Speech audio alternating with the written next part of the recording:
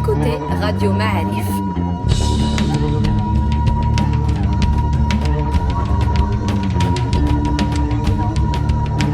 Le podcast Histoire.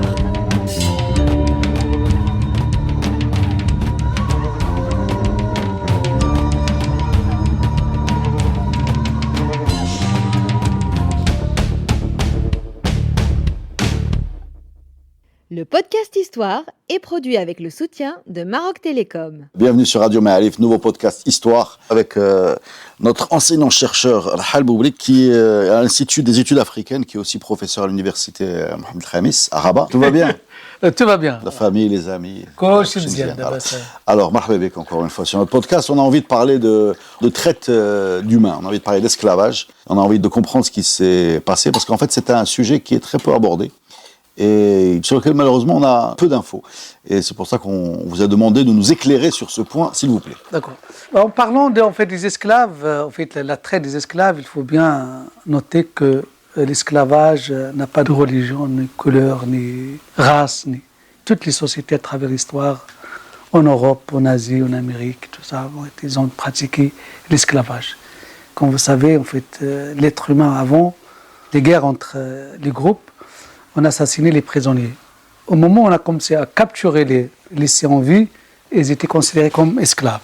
Donc là où il y a la guerre, il y a l'esclavage. Parce que les esclaves, c'est des gens qui n'ont plus de statut juridique, même social, dans le groupe où ils vivent. Donc avant l'islam, il y avait l'esclavage, même chez les tribus arabes en Orient, la péninsule arabique. En Europe, les Vikings, en parlant des Vikings, quand ils capturaient leurs prisonniers, donc ils étaient réduits en esclavage, surtout les Slaves. D'ailleurs, même en anglais, slave. Ça veut dire slave. Slave, donc, parce que c'est la grande partie des razzias, des rapts. Et en fait, les Vikings capturaient les Slaves et les vendaient à d'autres populations. D'ailleurs, même après le christianisme, donc, ils étaient considérés comme des non-croyants, des païens, et donc ils justifiaient. Après, on a la religion, même chrétienne, justifie d'assumer, de se mettre d'autres qui n'est pas chrétien à l'esclavage. Donc, pour dire que l'islam a trouvé l'esclavage, il a essayé de limiter un peu les dégâts de l'esclavage, mais il ne l'a pas interdit ouvertement. Ce qui fait qu'il est resté une pratique, d'abord avant l'islam, au Maghreb, d'ailleurs même les premiers conquérants musulmans, les premiers conquérants de la conquête, ou bien d'expansion de l'islam, même les gens de peau blanche, au Maroc ou bien au Maghreb en général, étaient capturés et amenés en Orient comme des esclaves. Oui, des esclaves amazirs en péninsule arabique. Ouais. Voilà, parce que c'était la guerre. Donc, dès les débuts de l'instauration, les débuts du commerce transsaharien, l'esclave est devenu une marchandise comme d'autres.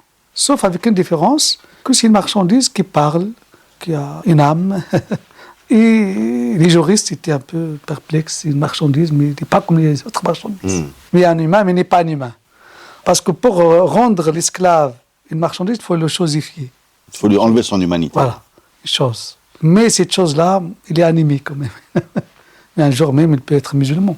Et parmi eux, ils avaient... Alors parce que l'esclave systématique, il ne peut pas être musulman. Non, parfois, c'est juste, à sa capture, il ne peut pas que ça soit... C'est le kafir.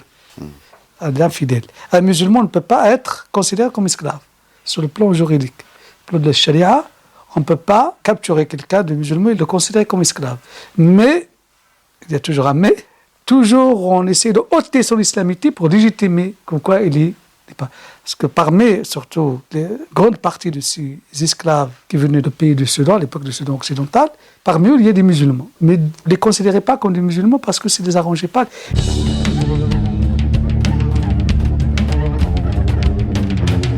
Je vais remonter un peu de l'histoire pour essayer de la chronologie, donc la conquête musulmane, l'islamisation de l'Afrique du Nord. Donc on ne peut plus capturer les musulmans en Afrique du Nord, il faut le chercher ailleurs.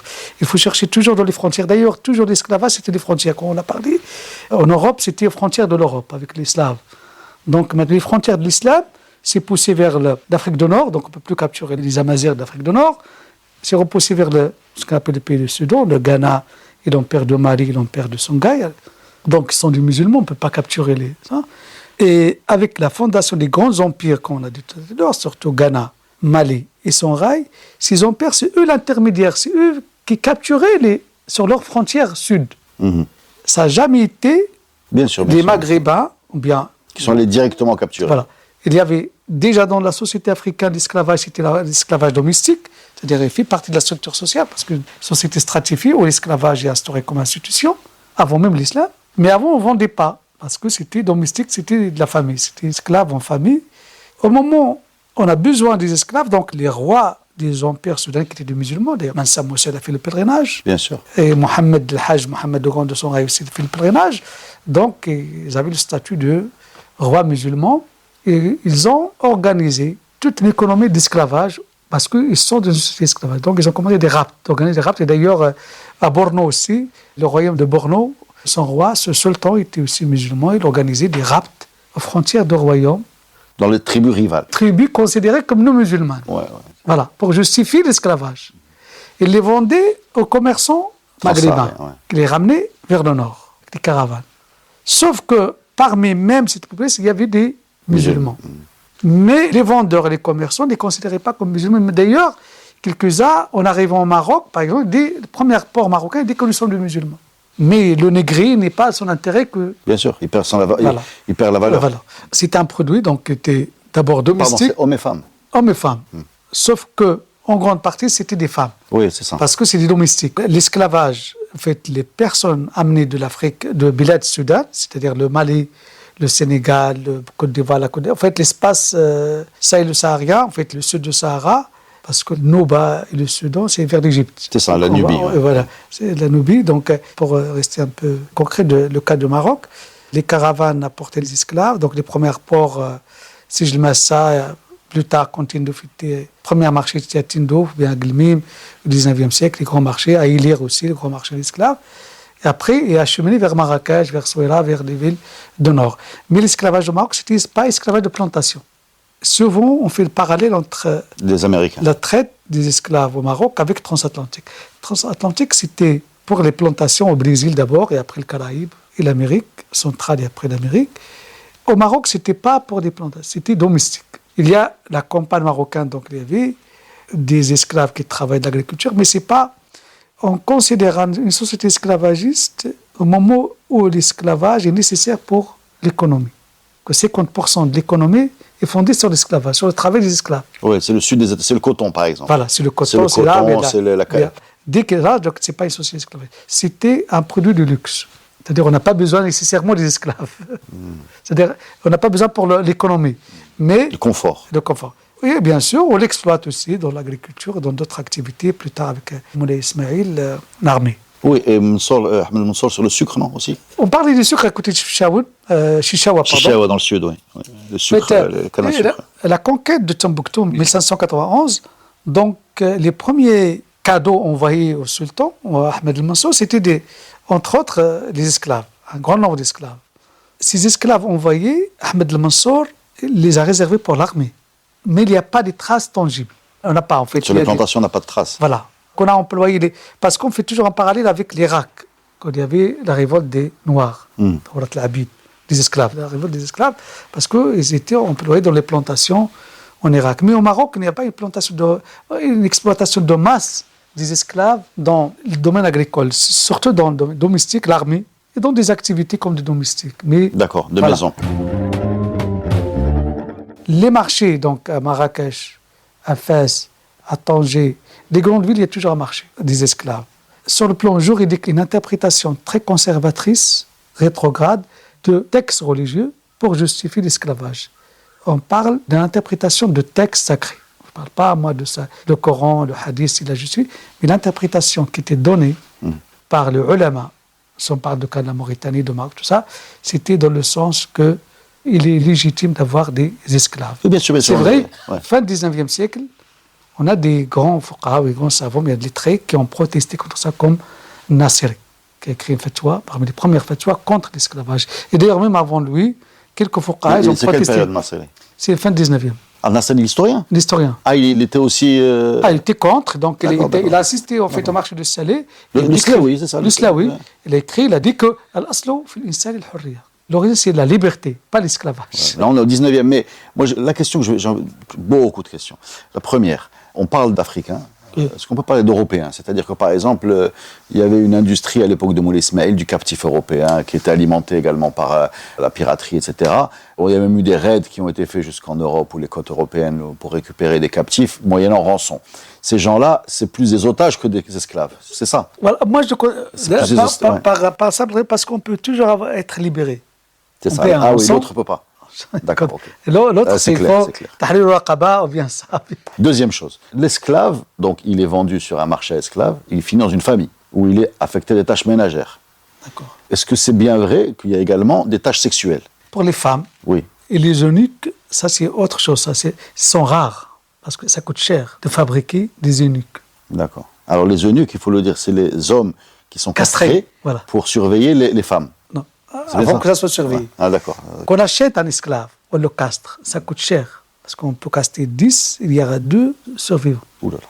Ça demande une technique très développée parce qu'en fait, c'est des étés qui étaient spécialisés dans la castration en Afrique. Les commerçants achètent un nombre d'États, ils passent pour les castrations. Donc, c'est pas rentable pour lui de castrer, de prendre le risque de mourir. De castrer un grand nombre parce qu'il les a achetés avec un prix, il faut les vendre. Donc, au lieu de fantasmer sur beaucoup, en fait, il n'y a pas beaucoup d'une. Ce commerce-là, j'ai parlé des marchés de Marrakech, mais il y a un commerce qui ne se passe pas dans des marchés. C'est des commandes. Des négriers, des courtiers se commandent et cherchent pour les grandes familles, ou bien pour les caïds, tout ça, des eunuques. Souvent, leur mission, c'est à la maison avec le harem. D'accord. Parce que donc, on ne peut pas oser avoir un rapport sexuel. Qui devient, mais en même temps, un autre, ça, c'est pour ce qu'on appelle l'esclavage sexuel, c'est les femmes. Voilà, maintenant on parle des jeunes femmes. Des femmes qui ont des tâches sexuelles. Tâches sexuelles, et non seulement parce que les courtiers et les négriers, quand ils capturaient, en fait, quand ils achetaient avec des esclaves, surtout très jeunes, c'est pourquoi aussi c'était très demandé plus jeunes, parce que c'est plus docile, on peut encore apprendre la langue, les femmes et les enfants, qui sont très demandés, sauf que les femmes, aussi pour le caravane, c'est plus dur. C'est plus dur, donc on ne prend pas le risque parce qu'on n'est pas dans une entreprise économique, il faut la rentabilité. Bien sûr, bien sûr. Si quelqu'un meurt dans le voyage, c'est une catastrophe. Voilà, donc on essaie aussi d'avoir des gens robustes. Donc les femmes sont éduquées. Parfois, ils apprennent la langue, des négriers qu'ils ont développé ça jusqu'au protectorat, en fait, jusqu'à 1920-30, donc les rapports de la police française, quand ils arrêtent un réseau de courtiers trafiquants à Marrakech, ils notaient en fait il y avait toute une entreprise à apprendre à chanter. Et ça, dans les textes 14, 15e, 16e siècle, on trouve en Égypte, par exemple, c'est des femmes sont rééduquées d'une manière pour répondre à une clientèle spéciale. D'accord. Faites le raffinement, ça, comment parler, comment se porter. Il y a des femmes spécifiques, d'ailleurs même dans les textes, parce qu'on a le texte de Ibn Batlan sur le marché, il décrit le marché. En fait, il donne des conseils aux vendeurs, aux acheteurs. En fait, on a Abidou, Ima, parce que l'esclave femme, Ima'ou al-Wata. Le Wata, c'est un rapport sexuel. On l'achète pour un rapport sexuel. Wa al-Khashinu min al-Abid. Ça, c'est pour la. Ou bien il dit Ima al-Firash. C'est le texte classique. Et d'autres esclaves destinés pour les travaux domestiques, la cuisine, tout ça. Et d'autres pour le plaisir sexuel et autres. Des danseuses, des chanteuses. Donc, celles-là, elles ne sont pas dans les familles, celles-là, elles sont dans des... C'est quoi? C'est de la prostitution? Ou c'est un père de... Non, n'oubliez pas, il y a les concubines. Donc, il y a une femme légitime, ou bien 4 femmes légitimes, les concubines. Avec les concubines, il y a plus de liberté. Voilà, qui, elles non plus, n'ont pas de l'existence légale. Enfin, elles ont un statut. Il n'y a pas d'existence légale, sauf si il a un enfant. Là, elle est plus la mère de l'enfant. Exactement. Et là, ou bien, juridiquement, il faut la libérer pendant son vivant. Sinon, après sa mort, elle est libre d'office. Après sa mort, l'enfant est libre. Non, déjà, l'enfant... La femme est libre. À condition la reconnaissance de l'enfant. Par le père. Par le père. Libre, bien sûr. Qu'il le reconnaît, pas forcément la femme soit libre. Il libère la femme. C'est-à-dire concrètement, un père de famille riche. Oui. Marrakech, la Fessi, vous m'avez dit, c'est quoi les grandes villes, qui a un bon commerce, il a ses 4 femmes, et il a 5 concubines. Plus. Même elle a 20. Bref, c'est pas ça. Et il y a dedans des esclaves. C'est des esclaves. Ah oui, même la Katimane qu'on ne peut être que esclave. Voilà. Mais donc il y a dedans. Non. Ah, ce n'est que. D'accord. Parce qu'il faut l'acheter, il faut le. Sinon, c'est illégitime. Donc c'est illicite. Les 8 femmes, j'imagine qu'il n'y a pas une division du travail très claire. Elles peuvent faire le ménage, elles peuvent être pour son plaisir le soir. Enfin, il y a beaucoup. Oui, bien sûr, bien sûr. D'accord. Elle tombe enceinte. S'il la reconnaît, elle devient libre. Non, c'est pas ça. S'il reconnaît l'enfant. Lui, oui. Hein? Il peut la déclarer libre. D'accord. S'il ne la déclare pas à son vivant, s'il meurt à sa mort, d'office, il devient libre. D'accord. Mais qu'est-ce qu'il va déclarer vu qu'il a déjà 4 femmes? Vous voyez ce que je veux dire? Oui, bien sûr qu'il est libre. Oui. Elle est libre, mais elle devient sa femme. Non, pas forcément. Ah oui, d'accord. Ah non. C'est la liberté. Parce que moi, j'étais au départ la définition d'esclave. L'esclave, c'est quelqu'un qui n'a pas un statut juridique. J'ai le droit de mort et de vie sur vous. Le jour où vous êtes libre, vous avez un statut juridique. D'accord. Vous êtes quelqu'un avec des droits. Reconnu, ouais. Voilà. Et c'est de taille. C'était la définition, vous voulez, anthropologique de l'esclave, c'est l'étranger, c'est l'autre, qu'il est mort socialement. Pourquoi on l'amène de loin? Il n'a pas de lien social. On le coupe de son lien. Il est isolé, ici. Dans l'esclavage, il y a trois, si vous voulez, en fait, les captures d'esclaves, il y a 3 éléments. Les personnes qui jouent l'intermédiaire et la société d'accueil de l'esclave. Et plus l'esclave il est de loin, il est étranger à la culture, plus qu'il est coupé de sa culture, sa société, et plus qu'il est docile. Il ne peut pas fuir, il ne peut pas ça. Oui, bien sûr, il est dépendant de la structure d'accueil. Il est mort socialement, c'est un mort. On l'appelle d'ailleurs la mort sociale, et il n'a plus d'existence, ni égale, ni sociale, ni culturelle. Donc ce phénomène au Maroc, il est vieux comme le monde, et il s'arrête en gros au milieu du XXe siècle. Donc il y avait encore en 1920-30 des marchés d'esclaves. À partir du XIXe siècle, début du siècle 1810, en Europe, on a interdit la traite, par l'esclavage, la traite des esclaves. Il y a une différence entre la traite des esclaves et l'esclavage. Donc l'Europe a interdit la traite, mais pas l'esclavage. L'esclavage était interdit comme 1848, en France par exemple. En Angleterre, 1836. C'est-à-dire, ils ont arrêté la traite. La traite, c'est quoi la traite? C'est l'achat. Vendre et acheter. Voilà. Mais si tu interdis la traite. Au même moment, ces sociétés anti-esclavagistes, surtout britanniques, ils ont commencé à faire pression en Afrique du Nord pour interdire la traite des esclaves, pour interdire les marchés de vendre publiquement les esclaves. Pas l'esclavage, mais pas encore. Donc, il y a une pression contre les Moulay Abdelrahman, Hassan Promi, tout ça, pour interdire les marchés publics, surtout que les Européens étaient à Tanger, à Souira, à Sfi, Jdida. Ils voyaient donc, ça s'appelle les gazettes. La presse européenne parlait de... Donc, les agents consulaires, les ambassades, chaque fois demandent au sultan d'interdire au moins la traite des esclaves publics.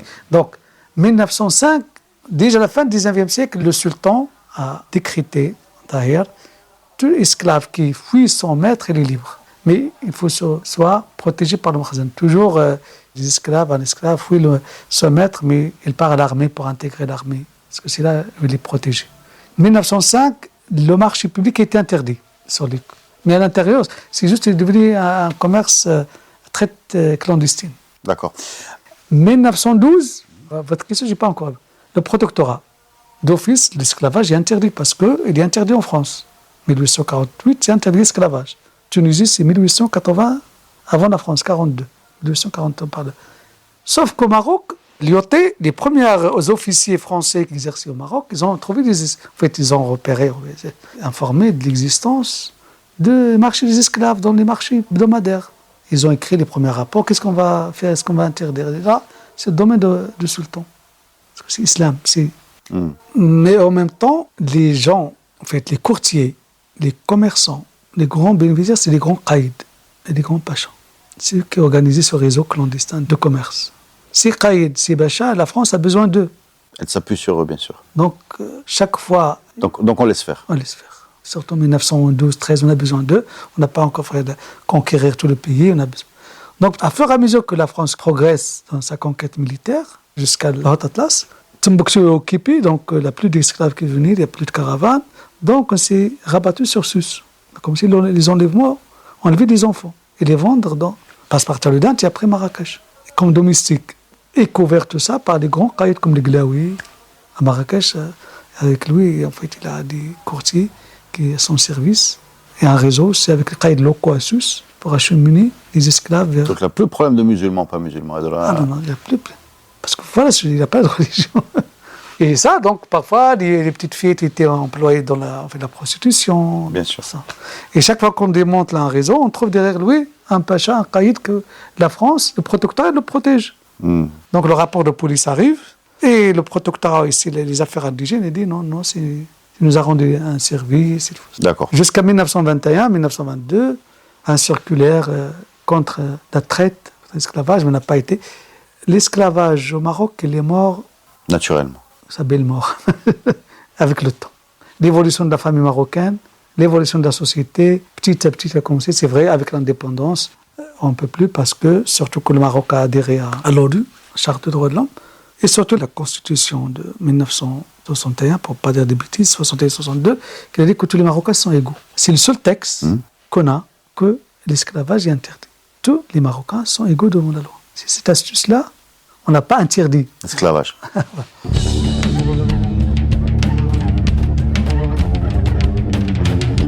Alors, il y a beaucoup de questions. C'est un grand sujet.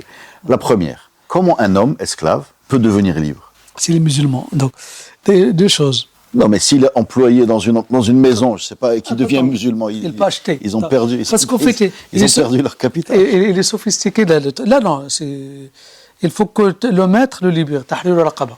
C'est pourquoi l'islam a dit, fait le kafara, tout, si tu veux. Il y a des gens, en fait, souvent, à la fin de sa vie, ils libèrent ses esclaves. Il les libère, d'ailleurs, moi, des documents comme quoi je le libère, il leur donne aussi de quoi vivre. D'accord. Parce que, premier, qu'on a la libération des esclaves, donc, ils se sont retrouvés dans la rue. Après, ils cherchent leurs anciens maîtres. D'ailleurs, même en France, quand il est arrivé, la France aussi, d'ailleurs, au Sénégal, il a libéré la Dar. Donc, les tirailleurs sénégalais qui sont partis à la Première Guerre mondiale, une grande partie sont des esclaves libérés. Mais de retour, au retour de leur pays après la fin de la guerre, chacun a commencé à chercher des anciens maîtres. Parce qu'il n'a pas quoi vivre. Donc, il y a, ou bien le maître le libère, en fait, la libération, donc, avec parfois même des moyens pour survivre. Des esclaves qui achètent leur liberté. Parce que dans l'esclavage, il y a des esclaves qui peuvent exercer, on a des esclaves qui vendent des esclaves. Un esclave qui vend des esclaves. Un esclave, il peut être commerçant. Mais d'où il ramène l'argent? Son maître lui donne de l'argent pour faire du commerce, qui s'appelle l'esclave mokatib, ou le ma'doun. Qui fait mokatib? Qui le ma'doun, son maître lui a autorisé de faire du commerce. D'accord. Il devient très riche parfois. Sauf que tout l'argent appartient au maître. Parfois, il achète sa liberté.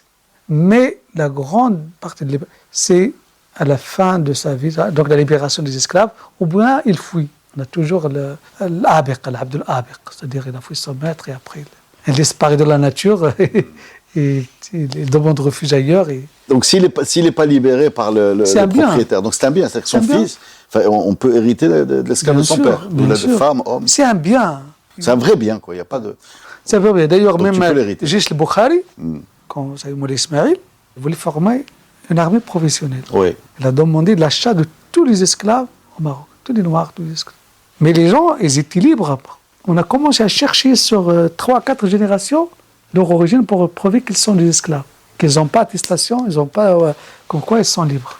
Il allait même chercher, si mes mémoires sont bonnes, les registres d'Ahmed Mansour. Oui, au départ, en fait, c'est basé sur le registre. Mais quel rapport, d'accord, quel rapport entre l'esclave et la couleur? L'esclave, il doit être noir, j'ai l'impression. Non, voilà, l'imaginaire. Voilà, c'est ça, parce que il y a même, vous pouvez discuter avec des personnes âgées qui vont vous dire l'abid, pour vous dire les noirs. Aujourd'hui, voilà. Ça existe. Voilà. L'abd, c'est un noir. Oui. Dans l'imaginaire, la représentation, avec la mobilisation de tout le mythe, même soi-disant religieux, mais c'est pas religieux, que sont les fils de Ham et Sam, la malédiction, blablabla. La couleur. Mais la couleur, pour la représentation de l'esclave, le type idéalisé, c'est un noir. D'accord. Question. Dans la hiérarchie sociale de la société marocaine, l'esclave, vous l'avez dit, il est quelqu'un qui est dans une famille plutôt riche. La famille, je veux dire, pas lui, la famille. C'est un produit de luxe. C'est plutôt des gens à l'aise. C'est pas le fond de la société marocaine qui achète des esclaves. C'est la bourgeoisie, l'aristocratie. Donc il est proche d'un centre de pouvoir. J'ai lu un article, dites-moi ce que vous en pensez, comme quoi une des grandes différences entre l'esclavage, le noir marocain et le noir américain, c'est que le noir américain, il est au bas de la strate sociale, et le noir marocain, comme il est tous les jours à côté du qaïd, il a un accès au pouvoir, donc il a une valeur sociale qui n'est pas nulle. C'est-à-dire qu'il a un moyen d'accès au pouvoir. On peut le rehausser par cette proximité. En fait, l'une des grandes différences entre l'esclavage au Maroc et aux États-Unis. Aux États-Unis, c'est très racialisé. Il n'y a pas de mélange, en fait. C'est ça choque encore aujourd'hui. Il y a beaucoup de noirs et de blancs, il y a peu de gens entre les deux. Alors chez nous, il y en a beaucoup entre les deux. Au Maroc, quand j'ai dit que sa concubine, qui peut être sa femme et le fils de ses enfants, il va la reconnaître. C'est-à-dire qu'il a intégré, là. Mais bien sûr. C'est plus question de... Donc on a des métis. On a des esclaves qui étaient devenus des ministres, des grands chefs militaires, des grands chefs du Zawiya. C'est-à-dire qu'au moment... C'est-à-dire comment vous expliquez, entre guillemets, l'ascension sociale possible pour un esclave? C'est par le mariage? Enfin, par le mariage, non. Par la grossesse, c'est ça? Non. Il y a beaucoup, en fait. Comment il peut sortir de sa condition horrible? Il y a la libération par le maître. Ouais, je parle du vizir Bahmad. On a beaucoup. Les grands vizirs de Hassan Ier après Moulay Abdelaziz, c'est Bahmad, il est d'origine servile. Donc les Glaouis, les grands Glaouis qui devenaient même vizirs, et Oui, après les Pachas. Donc ça, c'est des gens qui sont sortis de leurs conditions. On dit qu'ils sont dans leur glawa, mais ça va me corriger. C'est-à-dire que vous mettez une femme esclave qui vient du Ghana, même si ça s'appelle le Ghana, mais c'est pas le Ghana, et vous la mettez dans une famille bourgeoise ou aristocrate, et qui derrière, il y a une proximité naturelle, vu que c'est de l'esclavage domestique, c'est pas de l'esclavage de plantation, c'est de l'esclavage domestique. Donc il y a des contacts, des enfants, des libérations, et on est toujours dans le cercle du pouvoir. Donc on peut avoir une ascension, c'est ce que vous dites. Bien sûr. Plus que quelqu'un qui est loin du cercle du pouvoir. Oui, mais ça reste un pourcentage très... Ah voilà, c'est ça. C'est marginal. Voilà. C'est quoi le sort d'esclave? C'est une pratique inhumaine. C'est une pratique inhumaine et malheureusement, c'est une partie de notre histoire. Bien sûr, bien sûr. C'est-à-dire, moi, je ne cherche pas de dire qu'il y a une idée que l'esclavage dans les pays musulmans, contre le Maroc, c'était un esclavage doux, c'est un esclavage... Mais non.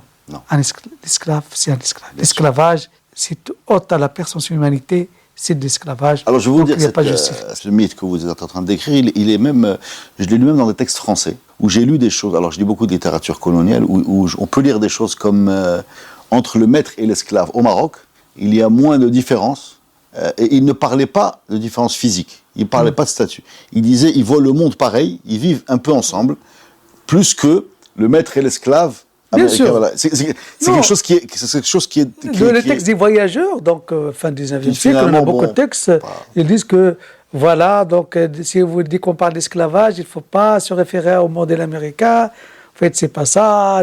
L'esclave marocain est dans la maison, il est protégé, il est nourri, tout ça, il est avec la famille. Il parle de cette proximité entre le maître et l'esclave avec les enfants, et comment la vieille, en fait, l'esclave qui devient vieille, il mange de la famille d'Ada, il nourrit. Voilà. Donc voilà, il parle de cette... Mais moi, sur le plan, en fait, sur le plan humain, éthique, c'est de l'esclavage. C'était bien de rappeler ça, merci beaucoup. Rahel, c'était passionnant, et restez connectés pour des nouveaux podcasts d'histoire. Barakallahu fik. Barakallahu fik. Super.